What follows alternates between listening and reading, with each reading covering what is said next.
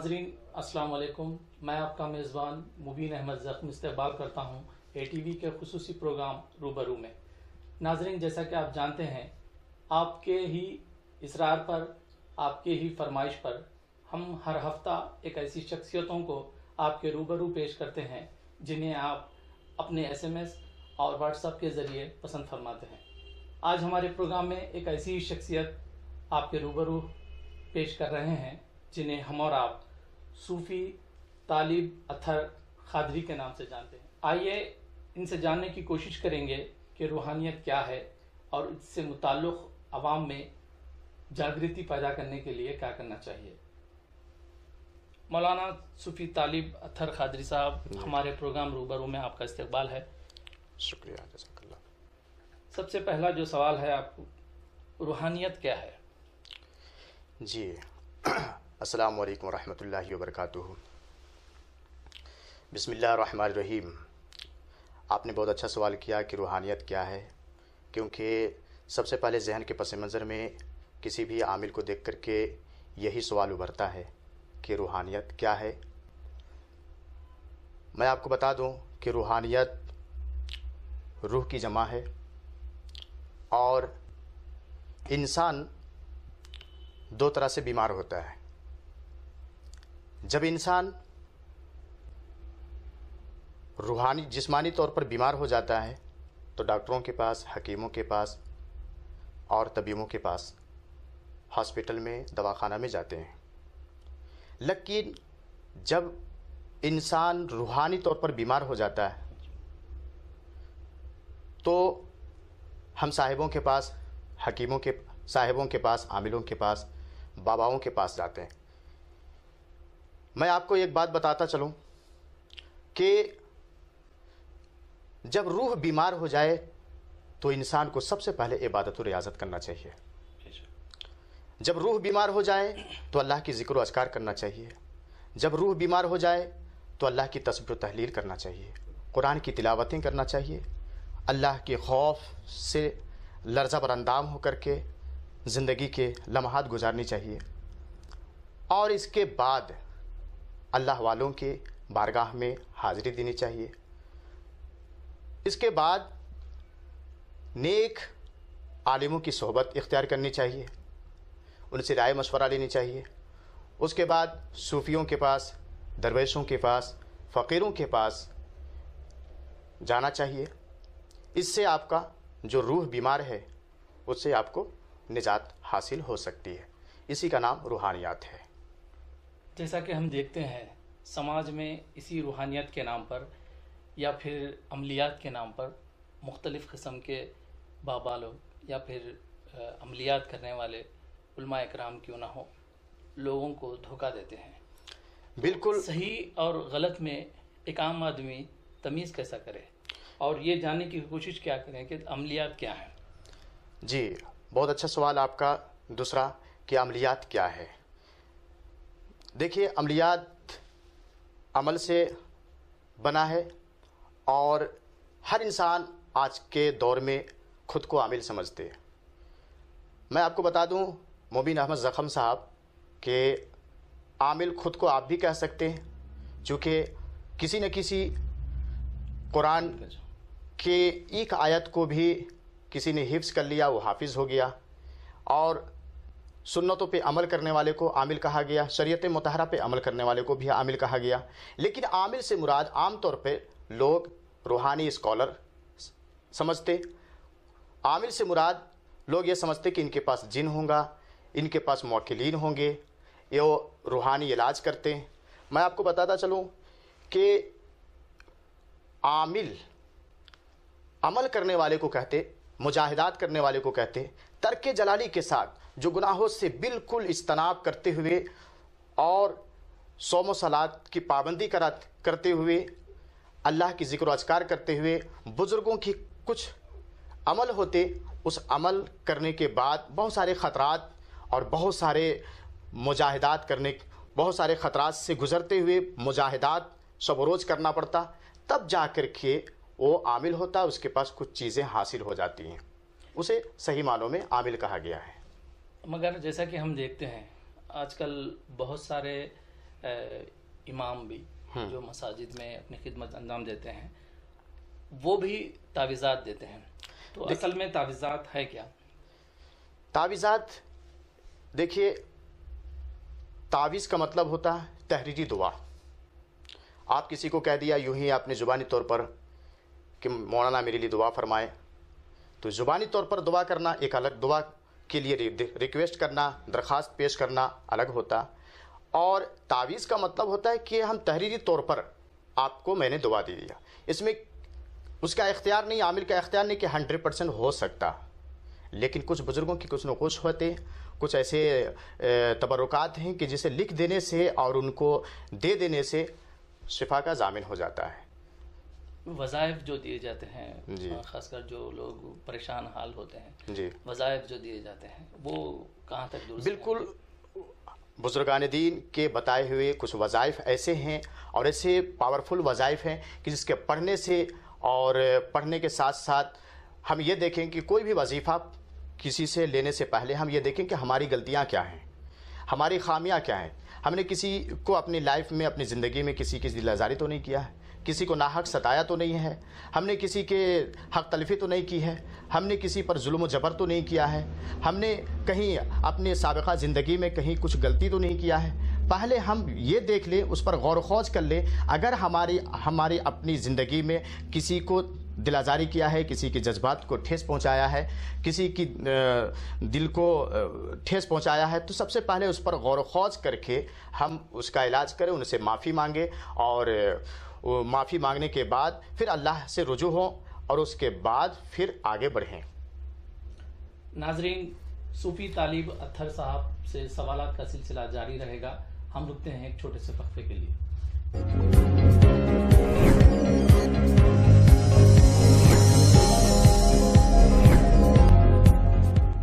خانہ کعبہ کے ہو روبرو، ہر مومن کی یہی آرزو. آپ کی آرزو کے قدردان واحد ٹورز اینڈ ٹریولز. عمرے کے مقدس سفر کا معیاری اور مکمل بندوبست انتہائی واجبی داموں میں. حیدرآباد جدہ مدینہ حیدرآباد ڈائریکٹ فلائٹ. مکہ مکرمہ میں 300 میٹر اور مدینہ منورہ میں 100 میٹر کے فاصلے پر سٹار ہوٹلز میں قیام. حیدرآبادی غذاؤں کا انتظام. تجربے کار معلم کے ذریعے مقدس مقامات کی زیارتیں اور بے شمار کمپلیمنٹری گفٹ. مینیجنگ پارٹنر شیخ بشیر. اطمینان بخش سروس کے لیے واحد tours and travels, Babu Khan estate, Bashir Bagh, Hyderabad.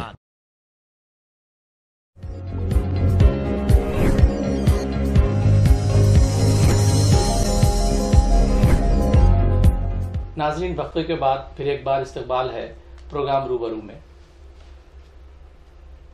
مولانا یہ بتائیں کہ جن کس طرح انسانوں پر غالب ہوتا ہے؟ جی، میں آپ کو یہ بتانا چاہتا ہوں کہ اللہ رب العزت نے قرآن پاک میں ارشاد فرمایا، وما خلقت الجن والانس الا لیعبدون. میں نے جن اور انسان کو عبادت کے لیے پیدا کیا ہے. تو سب سے پہلے یہاں پہ لفظ جن کا ذکر آیا ہے، اس کے بعد انسان کا. اور دوسری نکتے کی بات یہ ہے کہ اللہ رب العزت نے کہا لیعبدون، یعنی اب یہ بات واضح ہو گیا کہ جن اور انسان کا وجود کس لیے اور کیوں کر اور پیدا کرنے کا اصل مقصد کیا ہے، اللہ رب العزت نے وہ بھی بیان کر دیا صاف طور پر. لیکن ایک بات اللہ رب العزت نے کہا کہ جن و انس، یعنی سب سے پہلے جن کا ذکر ہے، یعنی کہ صاف طور پر یہ بات معلوم ہو گیا کہ جن سے اگر کسی نے انکار کر دیا، جن کے وجود سے کسی نے انکار کر دیا، تو کھلے لفظوں میں اس نے قرآن کی آیت سے انکار کرنے کے برابر ہے. اب ایک بات بتاؤں کہ جس نے اگر قرآن کی آیتوں سے انکار کر دیا، قرآن کی آیتوں کا اگر انکار کر دیا، تو میں تو سمجھتا ہوں کہ کفر کے دہانے تک پہنچ جائیں گے. تو بعض ایسے بھی لوگ ملیں گے سماج میں کہ ہر بات پہ جن کے وجود سے انکار کرتے ہیں. اگر اس طرح سے جوش و جذبات میں یہ لفظ بول دیتے ہوں کہ میں جن کو نہیں مانتا، یا جن کسی پر حاوی ہو جاتا، میں یہ نہیں مانتا، تو میں سمجھتا ہوں کہ یہ ان کی نادانی ہے، حماقت ہے. جن کا وجود دنیا میں ہے اور رہے گا، اور جن کسی پر غالب ہو جاتی ہے، یہ بھی ہمارے بزرگوں کی بہت ساری کتابوں سے یہ ہے ثابت ہے. اور یہ بھی میں آپ کو بتاتا چلوں کہ جن جب کسی پر غالب ہو جاتا ہے تو قرآن مقدس کی آیتوں سے اسے نجات دلایا جا سکتا ہے۔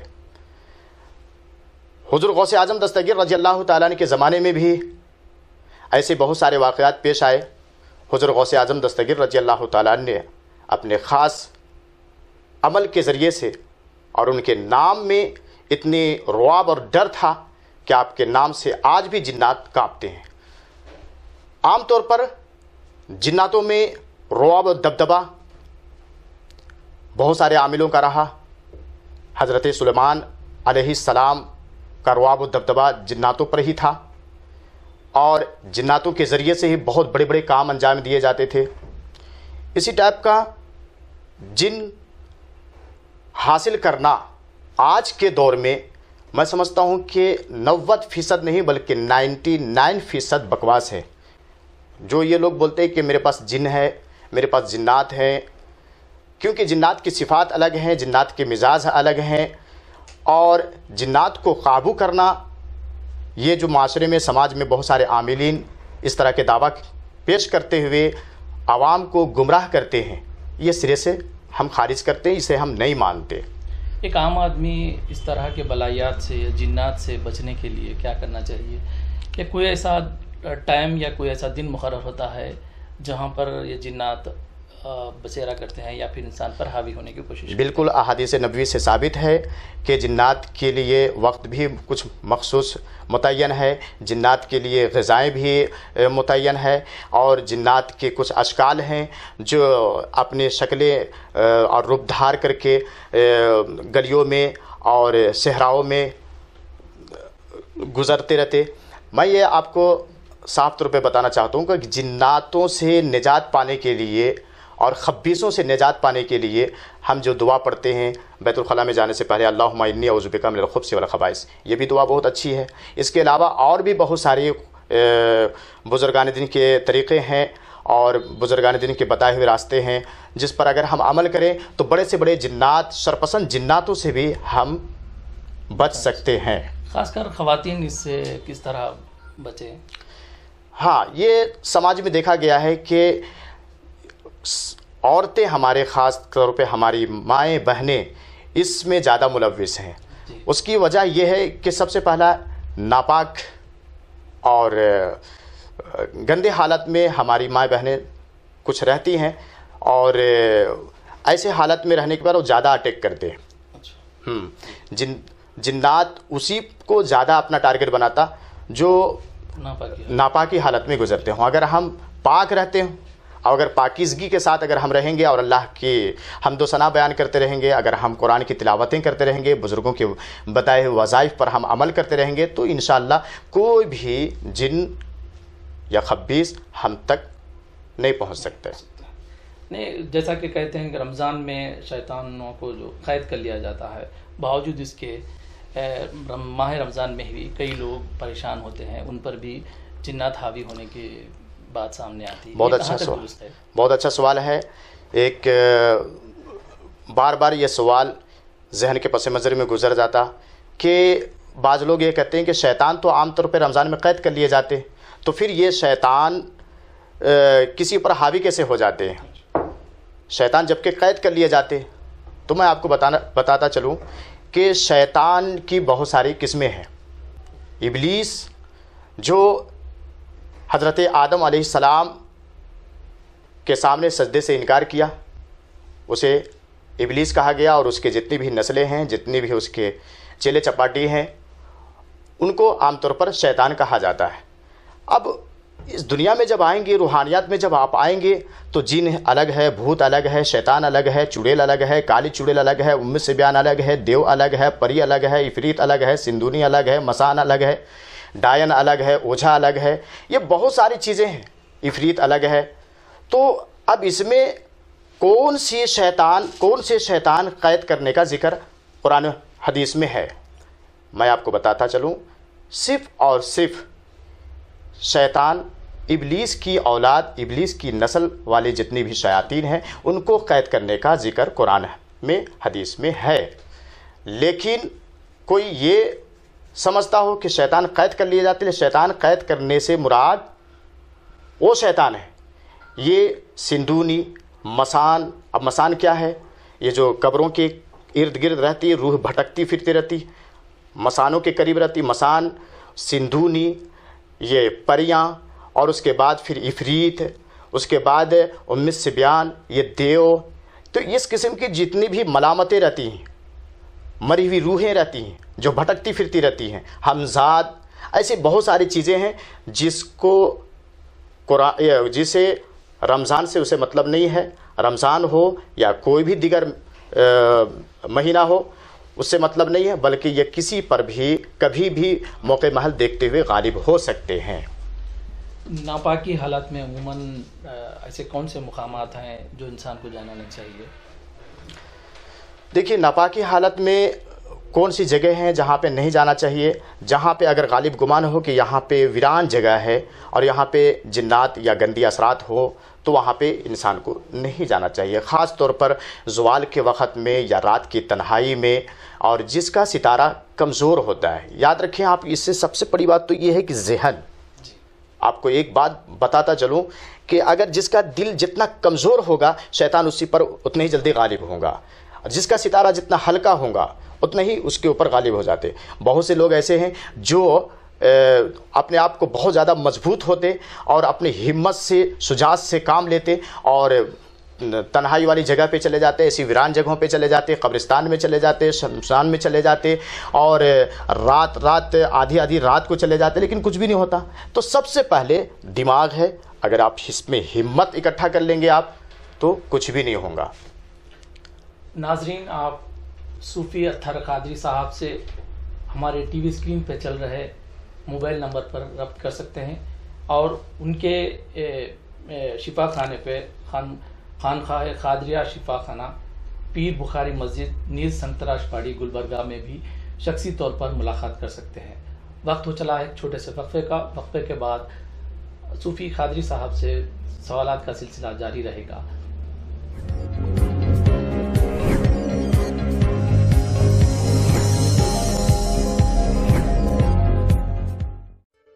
شادی اور مختلف تقریبات کے انعقاد کے لیے گلبرگہ میں ایک اور شاندار فنکشن پیلیس کا آغاز. کنگ پیلیس فنکشن ہال، تمام تر سہولیات سے آراستہ کنگ پیلیس فنکشن ہال. دلہا اور دلہن کے لیے علیحدہ شاندار ڈیکوریٹڈ اسٹیج، جینٹس اور لیڈیز کے لیے علیحدہ کشادہ ڈائننگ ہال.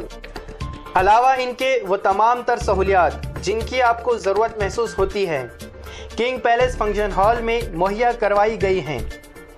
نکاح ہو یا ولیمہ یا پھر کوئی اور تقریب، پارکنگ کا بڑا مسئلہ رہتا ہے، لیکن کنگ پیلیس فنکشن ہال میں پارکنگ کی سہولت حاصل ہے. King palace function hall Gulbarga کا ایک ایسا فنکشن ہال جہاں ہر کوئی اپنی تقریب، اپنا فنکشن منعقد کرنا چاہے گا. نہایت واجبی کرایہ مقرر کیا گیا ہے. کنگ پیلیس فنکشن ہال آپ کی آمد کا منتظر رہے گا. King palace function hall, opposite Jan Bibi B Ed ایڈ کالج، نیئر مسجد نصیریہ، زمزم کالونی، گلبرگہ. کانٹیکٹ 9980124294 9972854776. یہاں پر جس کے شادیاں ہوں گے ان سب کو برکت عطا فرمائے ان کی شادیوں میں. عظیم الشان جو شادی خانہ ہے جس کا نام کنگ پیلیس رکھا گیا ہے، اس ایریے میں غالباً اس شادی خانے کی ضرورت تھی. ایک مرتبہ یہاں پہ وزٹ کریں گے تو انشاءاللہ تعالی خوش ہو جائیں گے.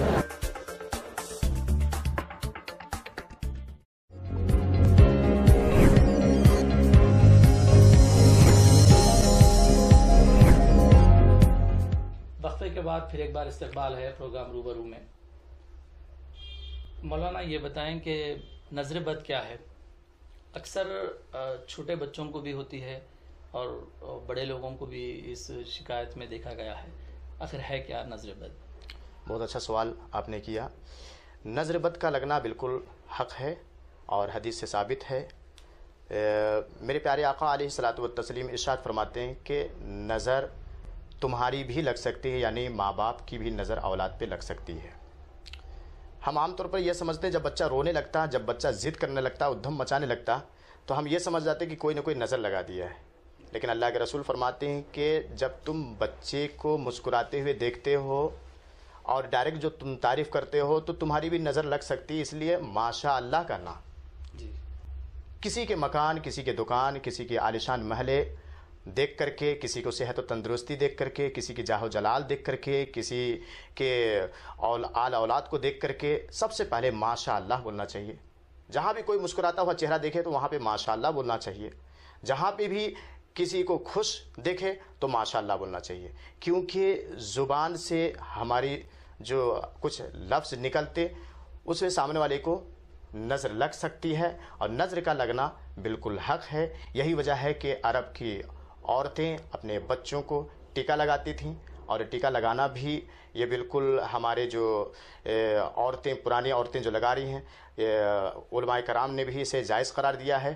اور اس کے بعد نظر اتارنا، بچے جب دیکھیں کہ جب بچے نظر بد کے شکار ہو گئے ہیں تو اس کا اتارنے کا طریقہ بھی بتا دوں، لیکن یہ بات واضح طور پر سمجھ لے کہ نظر کا لگنا بالکل صحیح ہے. اگر کوئی اسے سرے سے خارج کرے، اس میں سمجھتا ہوں کہ وہ نادان ہیں، اور نادانی میں اس قسم کے بکواس نہیں کرنا چاہیے. نظر کا لگنا بالکل حق ہے، نظر لگتا ہے. اور نظر لگنا کوئی ضروری نہیں ہے کہ ہمارے گھر میں کوئی عورت آئی، ہمارے گھر میں کوئی مہمان بن کے آئے، یا کوئی بھی بیچارے آئے اور ان کی ہی نظر میرے اولاد پہ لگ گئی. یہ ہمارے معاشرے میں، سماج میں یہ بہت بڑی غلط فہمیاں ہیں، جس کی وجہ سے ہمارا سماج متنفر ہوتا جا رہا. اور میں یہ سمجھتا ہوں کہ اس معاملے میں بہت ہی شائستگی سے سوچیں کہ ہماری بھی نظر لگ سکتی ہے. اور جب نظر لگ گیا، چاہے جس کی بھی ہو، چاہے دوسروں کی ہو، چاہے اپنے ماں باپ کی ہو، یا گھر والوں کی نظر، جب نظر لگ گیا تو نظر لگنے کی فوری بعد ہم پریشان ہو کر کے ہم گاہے بگاہے ادھر ادھر جاتے، اور کسی باباؤں کے پاس چلے جاتے ہیں یا عاملوں کے پاس چلے جاتے ہیں. وہ ڈرا کے دھمکا کر کے اور اس کے بعد بہت زیادہ بھاری پیسے رقم وصولی کر لیتے ہیں. تو یہ اتنا جلدی ڈرنا نہیں، بلکہ کچھ بزرگوں کے کچھ بتائے ہوئے طریقے پر عمل کرتے ہوئے ان کا نظر اتارنا بہت ضروری ہے. نظر اتار دیے بس معاملہ. اتارنے کا جو طریقہ ہے وہ اگر عام جو طریقہ ہوتا ہے وہ ہمارے ناظرین کو آپ بتا سکیں. بالکل. نظر اتارنے کا سب سے آسان طریقہ یہ ہے کہ آپ 3 5 7 لال مرچی لیں آپ، اور لال مرچی لینے کے بعد بچے کے سر کے اوپر رکھ کر کے قل اعوذ برب الناس پڑھیں آپ، اور قل اعوذ برب الفلق پڑھیں.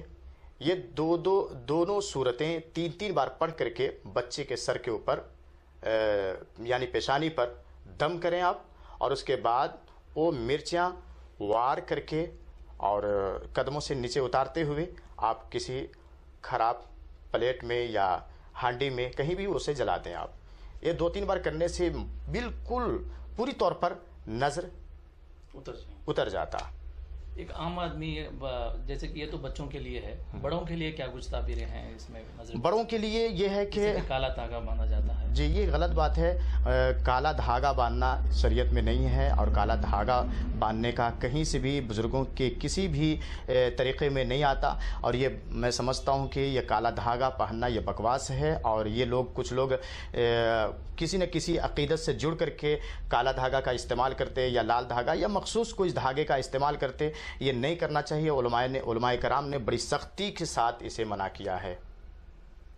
اس کے علاوہ جو مکانات کی بندش ہے، یا پھر دکانوں کی جو بندش کہا جاتا ہے، اور جس کے لیے خاص کر عملیات کرنے والے لوگ ہزاروں لاکھوں روپے لوگوں سے لیے رہے ہیں، حقیقت میں بندش ہے کیا؟ جی بندش کیا ہے؟ حصار کو کہا جاتا. بندش کا مطلب یہ ہوتا ہے کہ ہم کسی مکان کو اپنے عمل کے ذریعے سے اس کو اپنے حصار میں کر لیا، اور اس گھر میں یا اس دکان میں، اس مکان میں جو بھی گندی اثرات ہیں، جن بھوت سایہ سپٹا کسی بھی قسم کی، یا جادو ٹونا سحر سفلی گندا علم کسی بھی قسم سے اگر وہ گھر متاثر ہے تو اس سے نجات دلانے کا نام بندش ہے.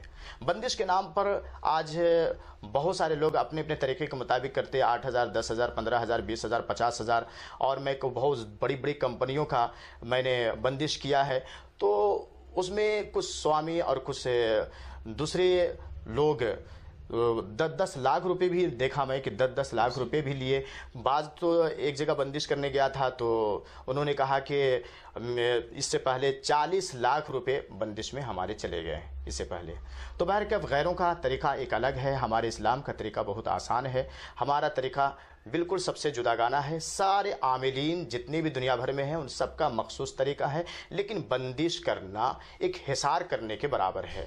بندش کرنا ہم یہ عام طور پہ یہ سمجھتے ہیں کہ بندش کر دیے تو ہمارے گھر میں جو بھی بلائیں ہیں اور جو بھی وبائیں ہیں اور جو بھی جن بھوت سایہ سپٹا ہے یا جادو ٹونا سحر سفلی گندا علم ہے وہ سب ختم ہو جائیں گا.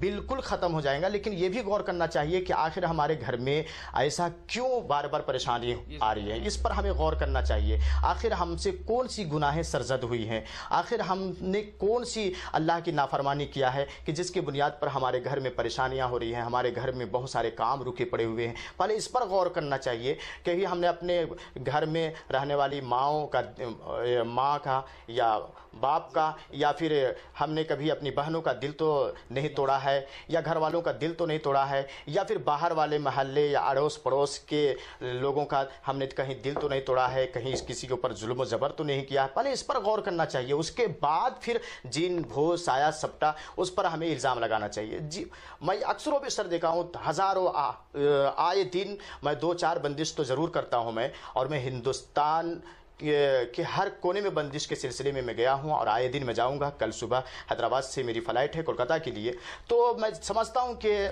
پوری ہندوستان میں سب سے پہلے بندش کا سوال آتا ہے کہ ہمارے گھر میں بہت زیادہ پریشانیاں ہیں، بندش کرانا ہے. لیکن جو بھی بندش کرانا چاہتے ہیں ان سے میں مؤدبانہ گزارش کروں گا سب سے پہلے اس پر اپنے آپ کو محاسبہ کریں اور غور و فکر کریں کہ آخر ایسا کیوں ہو رہا. تشخیص کریں.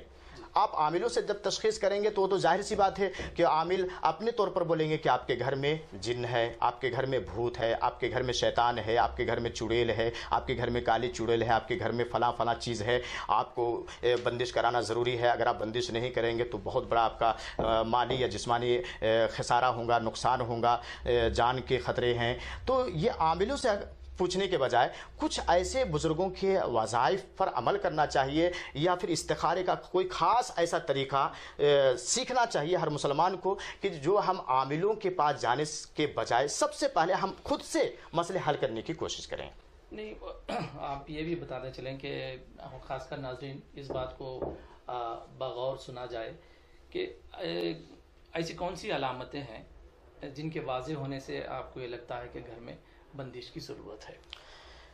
اگر گھر میں چٹکنے پھٹکنے کی آواز آ رہی ہے، گھر میں کوئی آواز مخصوص آواز آ رہی ہے، یا پھر کوئی چیز آپ یہاں پہ رکھے اور اچانک یہاں سے غائب ہو کر کے دوسری جگہ چلی جاتی ہے یا وہ غائب ہو جاتی ہے، یا تو پھر گندے خواب گر رہے ہیں آپ کو، ڈرونے خواب گر رہے ہیں آپ کو، خون خرابے والے خواب گر رہے ہیں آپ کو، اور اس طرح سے آپ اینٹ اور پتھریں برس رہی ہیں یا پھر کچھ خاص قسم کی کچھ چیزیں آپ دیکھ رہے ہیں، تو اس سے آپ سمجھ جائیں کہ اب یہ بندش کرنے کی ہے، یہ گھر خراب ہے، پوری طور پر خراب ہے. اس گھر میں کچھ خاص قسم کی ملامت ہے. اس میں کسی اچھے عالم یا عامل کو لانا بہت ضروری ہے اور ان کے رائے مشورے سے ایک اچھے قرآنی اسٹائل میں، قرآنی انداز میں، رحمانی انداز میں بندش کرنا ضروری ہے.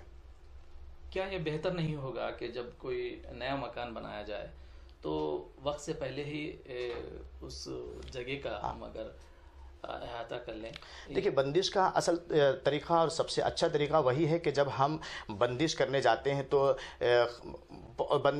جب ہم گھر کی تعمیر کرنا چاہتے ہیں، ارادہ رکھتے ہیں، تو ہم آلتو فالتو چیزوں میں بہت زیادہ پیسے برباد کر دیتے ہیں اور ہر چیز میں قدم قدم پر ہمارے پیسے برباد ہوتے ہیں اور پیسے ضائع ہو جاتے ہیں. لیکن 8-10 ہزار یا 5 ہزار 2,000 عاملوں کا ایک یہ رہتا اچھا عامل جس پر آپ مطمئن ہو پوری طور پر، جو صوم و صلات کے پابند بھی ہوں اور جو شریعت محترمہ پر پابندی جن کی ہو، ویسے عامل جن پر آپ بھروسہ رکھتے ہوں، ویسے عامل سے رائے مشورہ کرنا چاہیے اور ان کے رائے مشورے سے پہلے ہی آپ اس کے لیے کوشش کریں. اگر آپ خود سے چاہتے ہیں کہ جب ہم نئے مکان بناتے ہیں تو جب ہم نئے مکان بنانے سے پہلے جب کھدائی جب چالو ہو جاتا تو اسی وقت آپ کو میں یوں ہی میں بتا دینا چاہتا ہوں کہ آپ بازار سے ایک بندش کے کیلے لیں آپ, اور بندش کے کیلے لینے کے بعد آیت الکرسی کسی سے بھی لکھوا لیں آپ. آیت الکرسی لکھا لیں آپ, نقش چہار کل لکھا لیں, اور کچھ ایسی اس قسم کے چہار کل لکھانے کے بعد چہل کاف لکھا لیں, اور اس قسم کی کچھ چیزیں لکھا لینے کے بعد آپ اس میں اچھی طرح سے لپیٹ دیں آپ, اور لپیٹنے کے بعد اسے اچھے پائپ میں یا اچھی چیزوں سے اسے پیک کر دیں آپ, اور پیک کرنے کے بعد آپ مکان کے چاروں کونے میں وہ چیز کو آیت الکرسی پڑھ کر کے اور حصار کر کے آپ اسے دفن کر دیں. اس کے بعد آپ گھر بنائیے, اور گھر بنانے کے بعد آپ سورہ بقرہ کی تلاوت وغیرہ کرتے ہوئے جو افتتاح کا جو اصل طریقہ ہے, بزرگوں کا جو طریقہ ہے, علماء کرام کا جو مشورہ ہے, اس پر عمل کرتے ہوئے آپ گھر کی افتتاح کر سکتے ہیں. اس میں آپ بنداس رہ سکتے ہیں. ناظرین, جیسا کہ مولانا نے بتایا کہ نئے گھر کے تعمیری کام کی افتتاح کے وقت ان باتوں کا خیال رکھیں. بہت شکریہ, آپ نے ایک اہم اشارہ کیا ہے جانب کہ نئے گھر کی تعمیر میں ان چیزوں کو نظر انداز عموماً کیا جاتا ہے. صوفی طالب صاحب, ایک اور سوال جو خاص کر خواتین سے جڑا ہوا ہے جی, کہ اکثر لڑکیوں کی شادیوں میں رکاوٹیں آتی ہیں, تو اس کے کیا اسباب ہیں اور اس کے لیے کیا تعبیریں کی جا سکتی ہیں؟ گمبھیر اور بہت سنگین اور بہت فکر انگیز سوال آپ نے کیا. میرے دار شفا شفا خانہ میں یہ سمجھتا ہوں کہ 400 سے زائد کیسز صرف یہی کیسز ہیں شادیوں میں رکاوٹیں, اور نہ صرف یہ گلبرگہ شریف میں بلکہ ہندوستان بھر میں جہاں بھی جاتا رہتا ہوں وہاں پہ تقریباً ہر جگہ سے کہیں نہ کہیں سے گھما پھرا کے یہ اس قسم کے کیسز ہم تک پہنچتے ہیں. بڑی افسوس ہے کہ آج ہمارے سماج میں بڑھتی ہوئی جہیز اور ڈیمانڈ کی وجہ سے بھی ہماری بہنیں اپنے باپ کے کندھے پہ جنازے کی طرح سڑ رہی ہیں کہ کاش کہ ہمارے باپ کے پاس بھی پیسے ہوتے تو ہمارے باپ بھی ایک اچھے داماد اور اچھے لڑکے حاصل کر سکتے تھے. ہمارے سماج میں بڑھتی ہوئی سب سے بڑی بیماری اگر ہے تو ہے جہیز جیسی لعنت ہمارے معاشرے میں ہمارے سماج کو تباہ و برباد کر رہی ہے. اس کی سب سے بڑی وجہ ہے. اس کے بعد اعلیٰ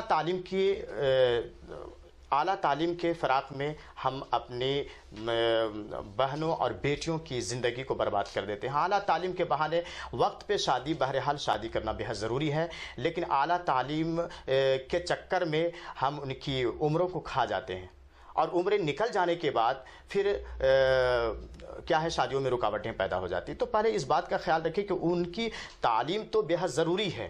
اسلام میں سب سے پہلے ذکر اور سب سے زیادہ زور علم پر دیا گیا ہے. تعلیم ضروری ہے, دنیاوی تعلیم بے حد ضروری ہے. آج الیکٹرانک میڈیا ہو یا پھر پریس میڈیا ہو, میں سمجھتا ہوں کہ اس قسم کے بکواس کرتے ہیں کہ اسلام جو ہے تعلیمات سے بہت خواتین کو دور رکھنا چاہتی ہے. میں یہ بات نہیں بول رہا ہوں کہ خواتین کو دور رکھنا چاہیے, بلکہ عمر کے حساب سے ان کو تعلیم دینا چاہیے. اگر ان کی عمر شادی کے قابل ہو گئی, شادی کرنا بے حد ضروری ہے, تو سب سے پہلے شادی وقت پہ کر دیں. اور وقت پہ شادی نہ کریں تو اس میں کچھ, اس کے بعد آپ کو میں پوری بات بتا رہا ہوں. ان تمام کے باوجود بھی تعلیم تو وقت پہ ہو جاتی ہے, لیکن عام طور پر یہ جو رکاوٹیں ہوتی ہیں, ہمارا مزاج اب ہمارے خاص طور پہ بچوں کا مزاج, نوجوانوں کا مزاج اعلیٰ سے اعلیٰ ہوتا جا رہا. نوجوان ہمارے معاشرے کے جیسی بھی ہو, جس طرح سے بھی ہو, لیکن جب شادی کے جب ڈیمانڈ رکھے جاتے ہیں ان کے, تو ایسی لڑکی ہونا, ویسی لڑکی ہونا, اس قسم کی لڑکیاں ہونا, اس قسم کے ہونا, تو اس قسم کے ان کی جو ڈیمانڈ ہیں وہ ہمارے سماج میں, ہمارے معاشرے میں جتنی بھی ہمارے گھروں میں بہن اور بیٹیاں ہیں ان کے لیے प्रॉब्लम आ रहा। दूसरी वजह ये भी है कि शादी में कहीं न कहीं कुछ रुकावटें होती हैं। इस बात को मैं मानता हूँ कि शादी में रुकावटें कभी सितारों की गर्दिश की वजह से, कभी सितारों की नहुसत पना की वजह से, कभी कभी घर की खराबी की वजह से, और कभी कभी रिश्ते वक्त पर होते लेकिन उसमें ज़रा सब्र करना पड़ता। उससे पहले हम हज़ारों आमिलों के पास जाते हैं और हज़ारों आमिलों के चक्कर में जा करके और हम अपना कीमती सरमाया बर्बाद कर देते हैं। लेकिन आपको मैं आखिर में एक बात मैं बताता चलूँ कि अगर इस किस्म के जो भी हमारी बहन और बेटियां घरों में रिश्तों के मतलाशी हैं, उनके लिए एक ख़ास वजीफ़ा ये बताना चाहता हूँ कि वो हर जुमेरात को 11 बजे दोपहर में नहाने का एहतमाम करें और ताज़ा गुस्ल के बाद आप सूरह मुम्तहना और सूरह ताहा की तिलावत करें और उसके बाद इशा की नमाज के बाद या लतीफ़ो 100 मरतबा पढ़ें। इंशाअल्लाह 7 जुमरात के अंदर अंदर आपके अच्छे रिश्ते मौसूल हो सकते हैं। आखिर में मौलाना, हमारे नाज़रीन के लिए आपका कुछ पैगाम और उन लोगों के लिए जो परेशान हाल हैं जी, ऐसे ख़ासकर लड़कियां, ख़वातीन या फिर ऐसे परेशान हाल लोग जो इन सारी चीज़ों में घिरे हुए हैं, तो उन लोगों के लिए कुछ पैगाम जो हमारे टीवी के साथ देना चाहें। जी, जिस घर में भी अब हर घर में परेशान हाल लोग हैं, जो कोई कारोबार को लेकर के है तो कोई बेरोजगारी और कोई परेशानी, किसी हर घर में परेशानी, यानी कि तकरीबन 90% घर ऐसे मकानात ऐसे हैं जो परेशानी के आलम में ज़िंदगी गुजर रही है। मैं इन सब के लिए एक बहुत ही बेहतरीन शानदार वजीफ़ा उनके हवाले करना चाहूँगा और बहुत ही पावरफुल वजीफ़ा है। वो ये कि जिस घर में भी परेशानी हो या जिस घर में बंदिश के मामलात हो या जिस घर में जिन हो, भूत हो, शैतान हो या किसी भी किस्म का कोई भी मामलात हो, चाहे ज़मीनी बलाएँ हों या आसमानी बलाएँ हों, अल्लाह के कलाम के ज़रिए से उसे हटाया जा सकता है, उससे निजात हासिल किया जा सकता है। आप सबसे पहले जब इस किस्म की मलामतों में घिर जाएं तो आप ईशा की नमाज के बाद आयतल कुर्सी 365 मरतबा रोज़ाना बिला नागा 6 दिनों तक कंटिन्यू 6 दिनों तक खड़े खड़े पढ़ना है। इंशाअल्लाह ये अमल सिर्फ 6 दिन तक पढ़ेंगे, आपको किसी आमिल के पास जाने की ज़रूरत नहीं होगी। बहुत शुक्रिया। ये थे सूफ़ी तालिब अत्थर क़ादरी साहब, जो ख़ासकर हमारे कहने पर और आप लोगों के इसरार पर प्रोग्राम रूबरू में शिरकत की, जिसके लिए हम मौलाना के बहुत शुक्रगुजार हैं। नाजरीन, इसके अलावा भी अगर आपके कुछ भी मसाइल हों, उनसे आप खानक़ाह क़ादरिया दारुल शिफा, पीर बुखारी मस्जिद नीज़, संतराशबाड़ी, गुलबर्गा पर शख्सी तौर पर मुलाकात कर सकते हैं। और हमारे टीवी स्क्रीन पर जो मौलाना अत्थर साहब के जो टेलीफोन नंबर हैं, उन पर भी आप फ़ोन करके इन मालूमात हासिल कर सकते हैं। बहुत शुक्रिया। हम हाजिर होंगे आइंदा हफ्ते एक और शख्सियत के साथ। तब तक हमें इजाज़त दीजिए। खुदा हाफिज़।